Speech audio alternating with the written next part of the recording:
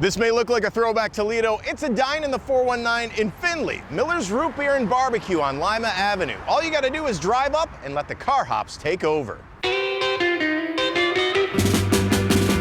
35 years ago, my uncle opened Miller's Meats, Barbecue, and Catering here in Findlay, Ohio, and I started working with him when I was 10 years old. And I worked with him until I was 19, went to culinary school, became a professional chef, traveled the country and the world, and then came back 4 years ago and bought the business from him.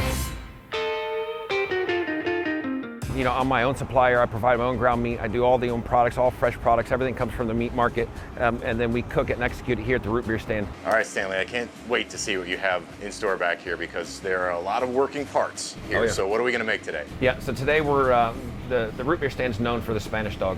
So that's also one thing that we're gonna do for sure. Okay. And we sell 200, 300, 400 a day. I mean, it's crazy how many people come here and get the Spanish dog. So we're gonna do that, and then we're also gonna make our signature smash burger. Oh, here it comes. Yes. So you want to try Spanish Start with dog, the infamous Spanish dog? Yeah. Yeah, so Spanish dog is a version of a Coney dog.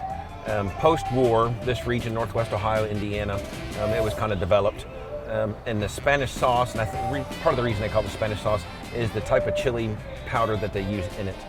So there's actually a specific brand of chili powder that's used into making the Spanish dog recipe. This recipe I have handwritten on a note card from a recipe card from decades ago, and it's been the same recipe for years.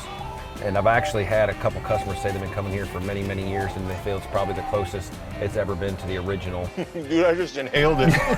It's gone. Give that half to you. We're going halvesies? Yep. Yeah, you bet. And then what we do is our recipe for the smash burger, obviously with the onions, then we put a kosher dill pickle, yellow mustard, and then American cheese. The American cheese is actually from Walnut Creek, which is down Amish country. So I don't just buy American cheese off the shelf. You were right about the caramelizing with the smash burger. That gives it a like crispy flair to it on the outside and just delicious on the inside. Yep, the good old Maillard process. Yeah. Straight from the meat market, huh? So good. But just every bit of it. I mean, it's just nothing but love. You can tell. Oh, the onion rings are so perfectly crispy. Oh yeah. You want to try with some of the crinkle fries? So the seasoning that's on the fries is a custom blend as well. And I actually put some of my barbecue seasoning in the seasoning that I use for my barbecue at the meat market.